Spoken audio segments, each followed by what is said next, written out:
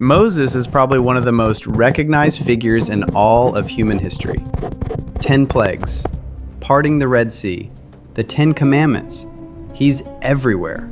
Movies, monuments, religious traditions across the world. But here's the thing. The Bible's portrait of Moses is far more complicated and far more interesting than any of those images suggest. Right, because when you actually read the text closely, you don't find a superhero. You find a man who spent most of his life running away, doubting himself, and failing in very human ways. And yet, God chose him anyway. And that tension between Moses' weakness and the enormous task God gave him, that's really what his story is about. So let's trace his life in 4 movements.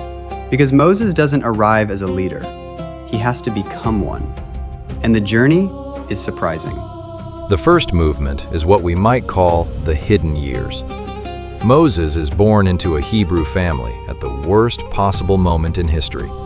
The Pharaoh of Egypt has ordered that every Hebrew baby boy be thrown into the Nile River.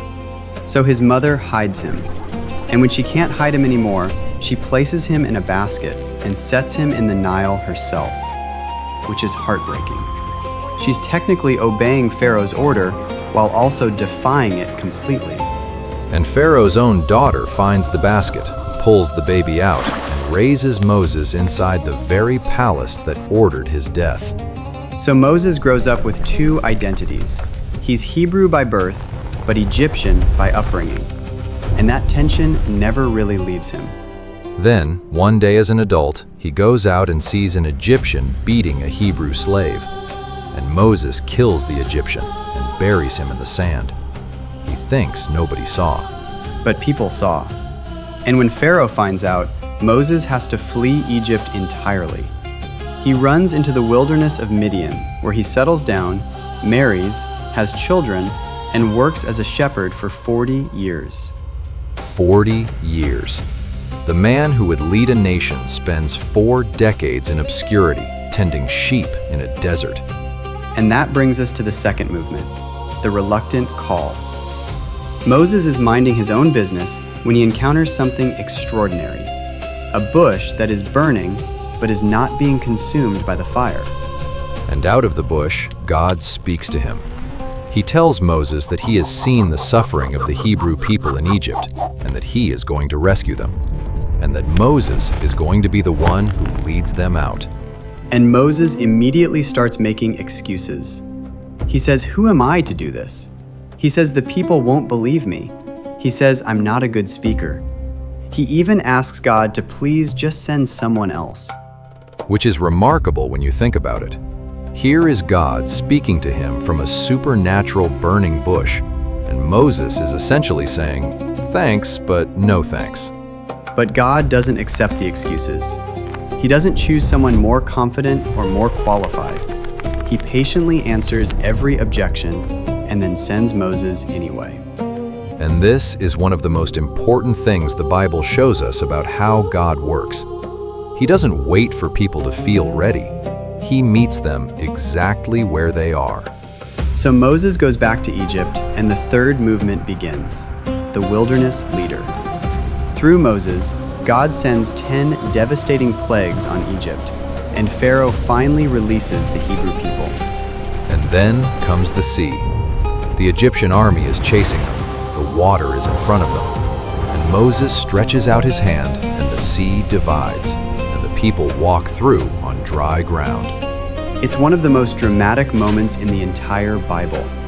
But what happens right after is just as telling. The people barely reach the other side before they start complaining. No food, no water, we were better off in Egypt. And Moses is stuck between an impatient people and a holy God. He's constantly interceding, constantly pleading. At one point, when God says he's going to destroy the whole nation and start over with Moses alone, Moses actually argues God out of it. He talks God down.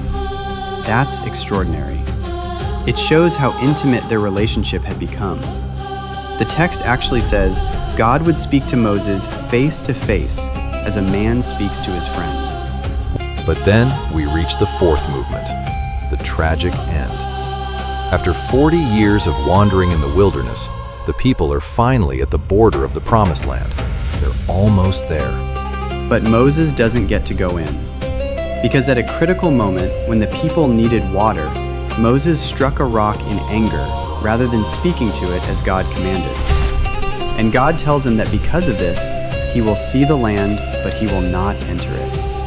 Which feels harsh. After everything Moses endured, after all those years of faithful service, he gets to the finish line and cannot cross it. And yet the Bible doesn't present this as abandonment. Moses climbs a mountain.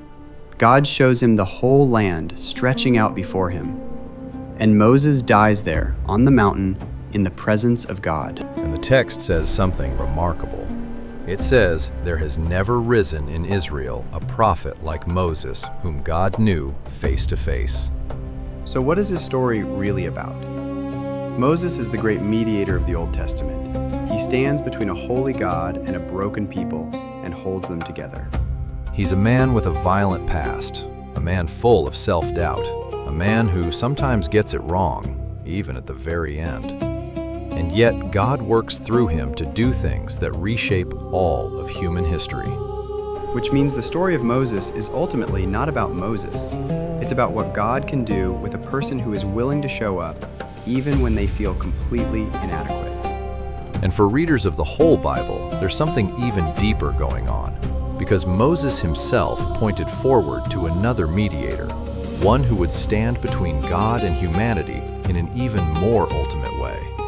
But that's a story for another video. This is who Moses really was, not a superhero, a very human person through whom God did extraordinary things. And that's the book, or rather, the life of Moses. Hey, thanks for watching this video from the Living Word Chronicles. You can find more videos just like this one on our YouTube channel. We make these videos because we believe the Bible is a unified story that leads to Jesus and has wisdom for the modern world. If you want to support what we're doing, please subscribe.